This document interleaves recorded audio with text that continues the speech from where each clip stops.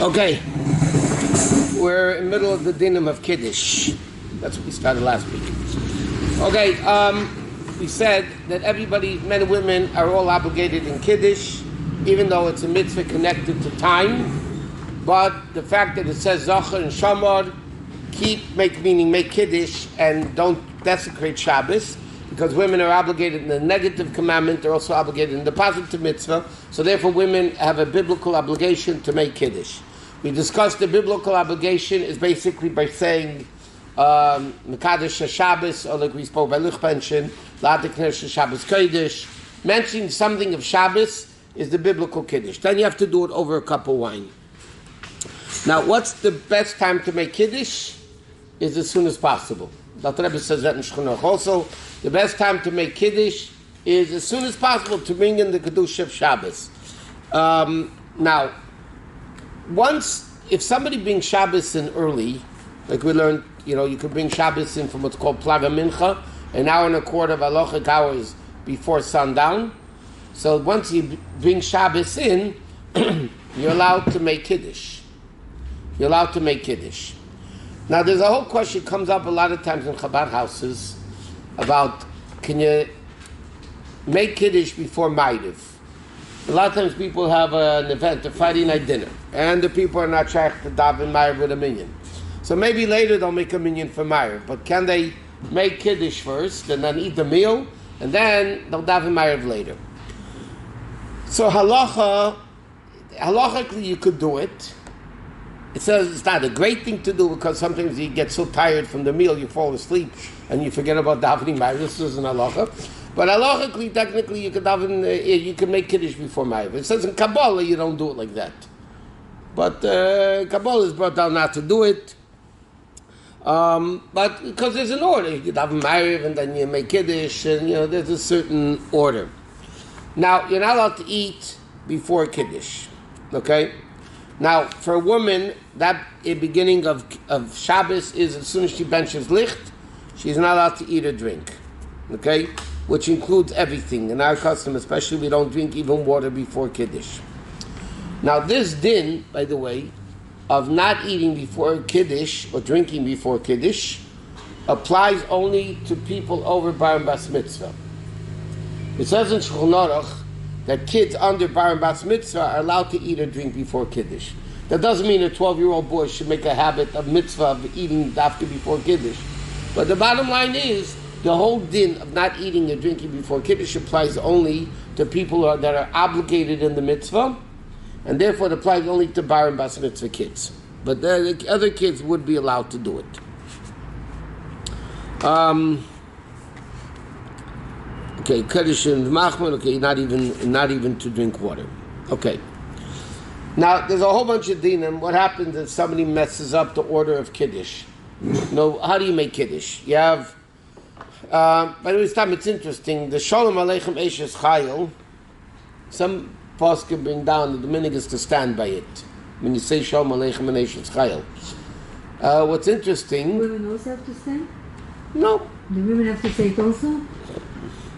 Honestly, I've never seen the minig that dafka women, if they want to say it, they can say it. But dafka, Indian of them dafka saying, I've never seen. Would you say Rabbi about standing for those? Some people have a minig, it's brought down in Poskin that it's preferred to stand. The men should stand when they say Shalom Aleichem Neshes Chayil. That's what she has, the women have to say it. If they don't have to say it, why do they have to stand? If everybody's standing, it's respectful to stand. If everybody's standing for something, then you stand also. But the Rebbe asks the question, it's brought down in many svarim this question. You say Shalom Aleichem, and before you go anywhere, you say Tzeichem L'Shalom. Leave. Like it's not... So the Rebbe in Sikha says that it shows the importance of time. The Malachim are busy, and they teach us how to be occupying time, not wasting time. They came, Shalom Aleichem, they saw the house, like it says the two angels walk you home. They did their job. So we say, okay, the Malachim have to leave, they're busy. So, it's a lesson in trying to be busy. Okay, but we're not going to... okay, now, Michal, just make sure you don't forget to make Kiddush and make sure you do it in the right order.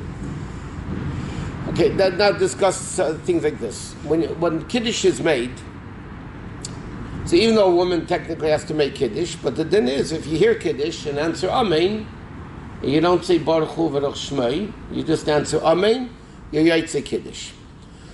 Women, or anybody for that matter, halachically does not have to drink the wine from Kiddush.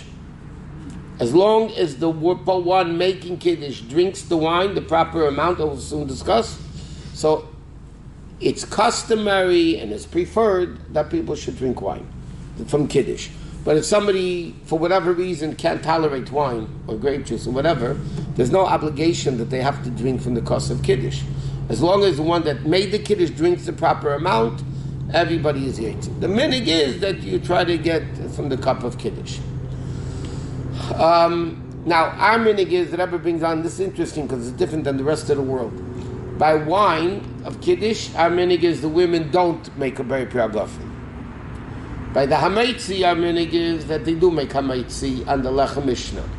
There's the husband has 2 chalas, whoever it is, right. They make Hamaitzi, and then you cut up challah for everybody, right? So over there, the Rabbi writes, our minig is that the women do make Hamaitzi themselves. We should say our own before we did it. Huh? Because it says it shouldn't be because it's a hefsek. The same thing with the wine.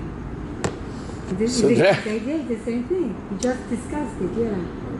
The Rebbe writes, the wine takes less time than the challah. This you have to give out. And in many places, by the way, they have a different thing with challah. Somebody makes Kiddush, and the wine is already poured for everybody. You know, in big dinners, they do that.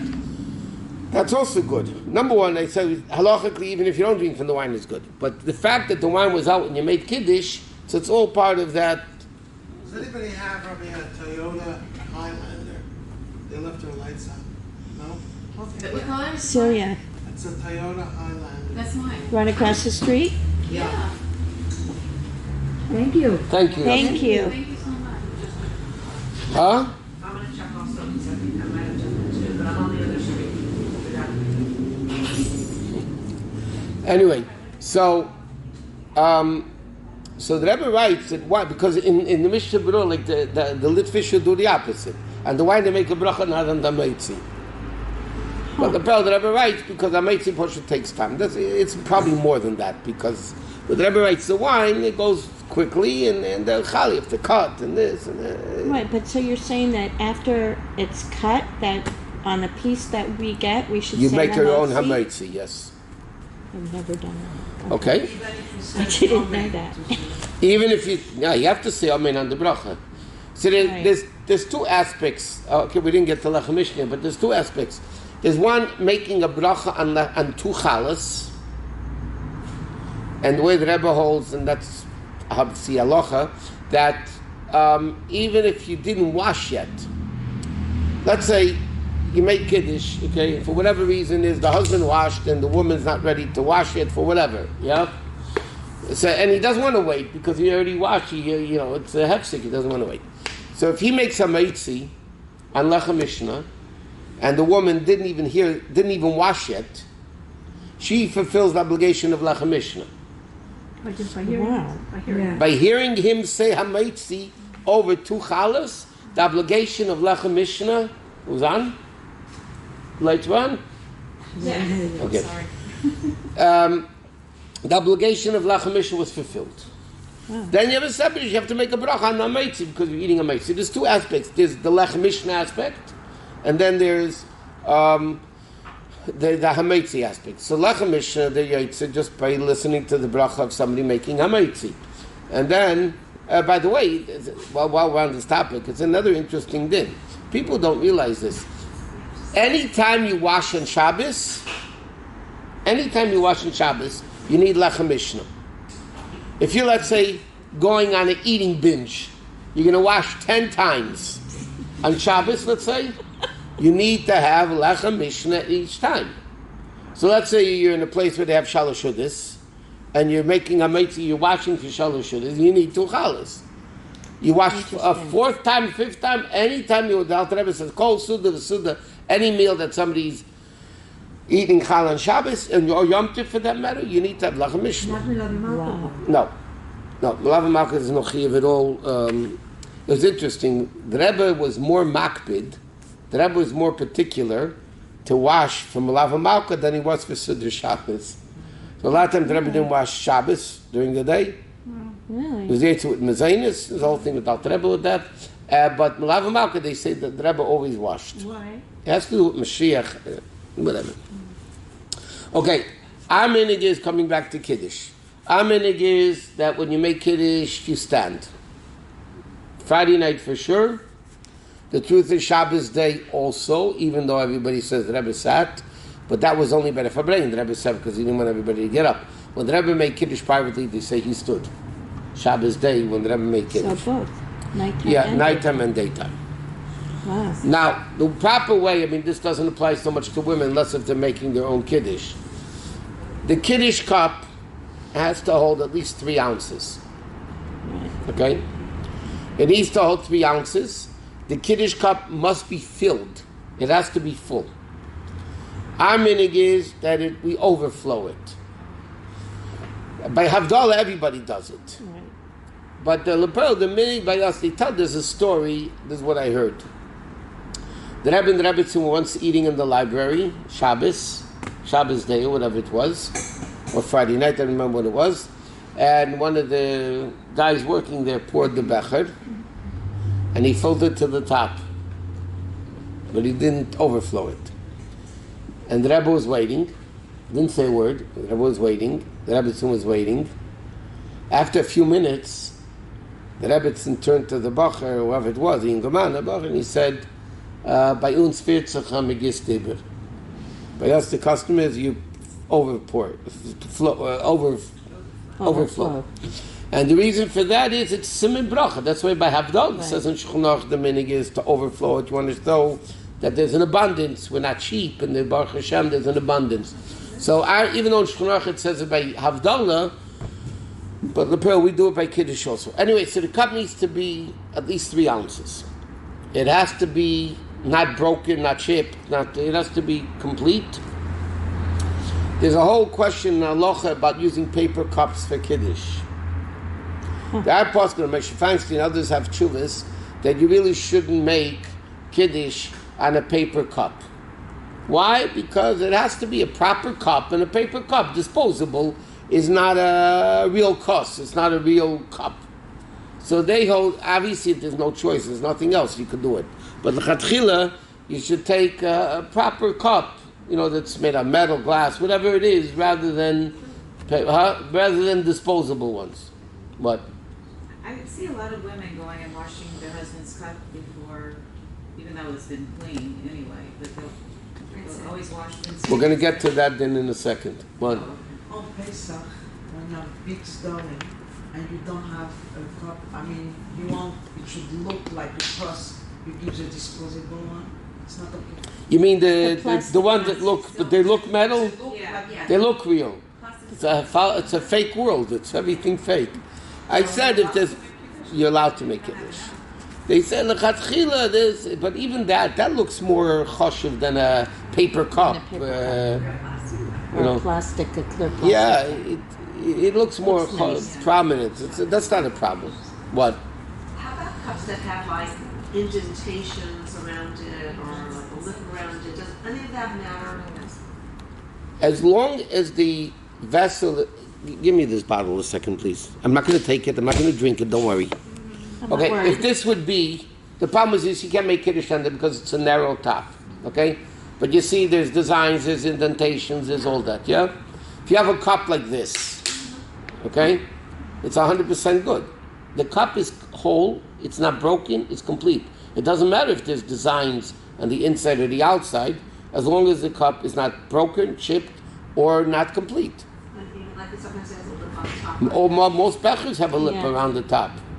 Yeah. The new ones, the more modern ones don't, but the old bechers all have lips around the top. But if it's bent or it doesn't stand up straight. If it doesn't stand straight, it's better not to use it, by the way it says, because then it's not something that could stand by itself. A little bit bent is not a problem as long as there's no hole in the cup. If there's a hole in the cup, it's a problem. Getting back to Asian style, I had a Rebbetzin that sat down during Asian style. She said that was her minhag from her family. If she wants to sit, let her sit. Okay, then maybe I should do that. So No. No. No. No. No sitting for you. Whatever she did, so. Okay. No, you don't do it. What? No. Okay. This applies. I'm just going to say. Why do they wash the cup? Alpidin, as rinse the cup. Alpidin, as long as the cup has been washed. There's 10 conditions for what's called kaishel bracha, for Kiddush, Havdalah, or things like that. There are 10 conditions in the cup. One of them has to be clean. Can't use a dirty cup. But, the Rebbe brings this down even in the Haggadah. Let's say Pesach, you have 4 cups of wine. So even though you drink 1 cup and it's already dirty from wine, you don't have to wash the cup for the second course, because it's still wine. It's still the same thing that you're using. What I'm saying. Halachically, the cup has to be clean. If somebody One second. The cup has to be clean. Some people have a minhag of washing the cup right before, especially the Sephardic Jews have the minhag, and I'll tell you why in a second. And some even put a little bit of water in it. At the bottom, they put it's a Sephardic tradition. I'll tell you why. By the Rebbe, by Kiddush, and by all those things, where the cup, obviously, the silver becher was clean, but the Rebbe did every time. But that was during the week also, not even by Kiddush. The Rebbe would take a napkin and clean just wipe the inside of the cup, and then he gave it to whoever to fill it up. It was clean, it was 100% clean, but the Rebbe had a minhag of not getting it wet, just taking a napkin and cleaning the inside of the cup. Not the outside, just the inside of the cup. So can't go The side, in the Gemara, there's an expression, meizgen leikos. Now, when meizgen is, which is called mezigas hayayin actually means diluting the wine. In the time of the Gemara, the wines they made were super, super strong. It was dangerous to drink it as is. So the Gemara always speaks about you can't drink yayin chai, meaning raw wine that wasn't diluted, so they would have to dilute it. Okay? So because the Gemara always has the expression meizgen leikos, which now is translated by the way you pour the cup, but meizgen, meziga, actually means diluting the wine. So some people, because the Gemara's expression is you dilute the wine, so they'll put in a little bit of water, they'll wash it, make it wet, and then it's a little bit diluting. Our wines are diluted already. Right. Not only that, They're really diluted. according to reality, some wines are diluted the maximum allowance according to halacha, because then they make more wine for the same price, right? And charge you triple. So they already dilute the wine. Therefore, there's lists already which wines could be diluted and how much wine could be diluted. Wow. But the Sfardim, there's another thing. Wine is red, which is gevura. Right. It's a sweet. And water is whitish, colorless, which is chesed. So they mix, they mix a drop of water. You can't dilute it too much. They put a little bit of water at the bottom, that there should be a mixture of chesed and gevura, rather than just having wine, which is red, which is gevura. So to have that, they actually dilute the wine a little bit. Anyway, so you need a cup that's 3 ounces. Now, you need the cup to be full. So we don't have to I'm rewash the still cup. not clear. You don't have to wash the cup before Kiddush. Okay, but we do Some wash the people- cup, and So wash it. particularly not white dye it. Not one put in head. And the Rebbe Dafka dried I it. know. So what's I'm just telling you that according to Halachos and Shulchan Aruch, it says it has to be clean. That's it. If it was washed last Saturday night and you put it away and nobody used it, it's clean, hopefully. So then, you don't have to wash it. Some people wash it and they keep it wet. The Rebbe Dafka dried the cuss. I'm just telling you that's the facts. They can do it. You said that you would explain the Sephardic tradition. I thought because it's chesed and gevura. They don't want too much gevura, so they put a little bit of chesed. That's why they in put it. the water in. But my husband, he always goes, "Did you wash it?" Like, of course I washed it, but he wants me to rinse it. That's and what she then said. dry They it. rinse it. Some people rinse it and dry it. Yeah. Some people rinse it. I Don't don't know dry where it. you Some got people don't that rinse it. Chabad doesn't. Huh? We don't do that. That's But not all a. the husbands do that. My husband Yeah. does the same thing. Where did they get that from? I would like to say one statement. That should be the worst sin any of us Oh, do. it's not awful. Just wondering where they got it from. Now, what happens, let's say you have a 6-ounce cup, and you only have 4 ounces of wine. That's all you have. So you have 4 ounces of wine in a 6-ounce cup. What do you do? The problem is the cup can't be full. It's not going to be full. You know, it's 6, right? You got that? Okay. So what can you do halachically? As long as you can have 3 ounces of wine in the cup, you could put, this is what it says in halacha, you could put an egg into the cup to pick up the wine Raw level. egg. So then, well, just make sure it doesn't crack. Yeah. Or you could put ice. Just what you need to do is Something. elevate the wine. So in other words, as long as you have enough wine, for the 3 ounces, but you need the cup full. So then you could put something into the. If you don't have a That smaller cup, elevates obviously, it. Got it. then you can put something into the cup that elevates the wine, and then you have it full to the top. I think it's kind of dirty. In Yiddish, they say you could take the gewash in the air. Which means Like the- You gotta wash the hair. The Russian there didn't work. Yeah, of course they work. Okay. So now, what do you do with the Kiddush cup? It's like you hold it, you pick up. This is if you're right-handed. Okay. This applies to men and women, by the way, who are making Kiddush. If a woman makes Kiddush herself, this is what she does. You pick up the cup in your right hand. This is if you're righty. Pick up the cup in your right hand. You give it to the left hand, and then you put it down into the palm of your hand, with the 4 fingers around the cup and the thumb on the side. Okay? That's Kabbalistically that it should be in, and you hold it like you pick up that it should be indented, no?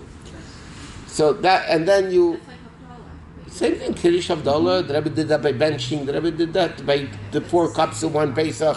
Yeah, we do that all the if time. you're left-handed. If you're left-handed, then you do the reverse. Then you pick so up the your cup in your left-handed left. is like your right hand, because I always thought you did. Your left hand is your right hand. Okay, so then you Regardless. pick it up in your left, you give it to your right, and then you put it down in the palm of your left hand. Okay. Many people, even great tzaddikim, would have the minhag, they would hold the cup on the side. You know, on the side of the cup. Especially those cups that have That have the stem. stems. So those you can't, you Right. could, but it's hard. So a lot of people, the great tzaddikim, you see these pictures of tzaddikim that they actually hold the cup on the side, not underneath. That's different minhagim. Our minhag is based on Kabbalah, that it should be a keli, and the Right. palm, the yad is a keli, in case of shusesha. The whole thing, it should be dafka that way. And you also, when you pick up the cup, it should be a tefach above, that means 3 inches, 3.5 inches above the table. Because when you pick up the cup, you pick it up. Same thing with Havdalah. Huh? Same thing with Havdalah. Now, poskim bring down that shouldn't be any separation, Moshe, they write, you shouldn't wear gloves, preferably.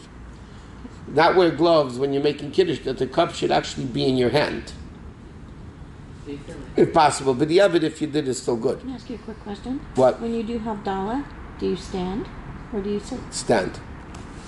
with the Kiddush cup? Yeah, Some standing. people sit, but that's part of it, right? Whatever. Our meaning is to stand by Havdalah. Now, before you start making Kiddush, when you have the cup in your hand, before you say Yom HaShishi, it says in Shulchan Aruch, you look at the candles. Why do you look at the candles? So it says that when a person runs or walks quickly during the week, they lose 1/500th of their eyesight. And so it says in the books. You lose 1/500th of your eyesight. When you look at the candles Friday night, you get it back. Get it back. Interesting. Why? The Rebbe brings this down. Shulchan Aruch. Ner, Nun Reish, is 250. Most of the time there's 2 candles. So it's 500. So, and this is light. So when you look at the candles before Kiddush, you get back the eyesight that you lost during the week. Dafka before Kiddush, not when you like it. Dafka No, dafka by Kiddush, it says. by Kiddush or before Kiddush, what did you say? Right before Yom HaShishi.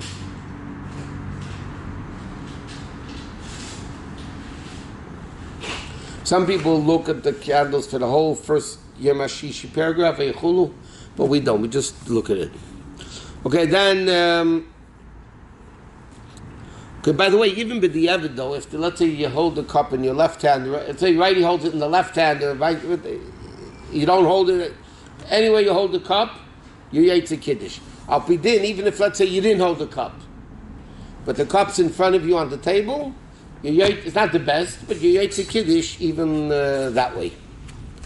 Okay, let's go to Tanya. The one that makes Kiddush looks at the candles.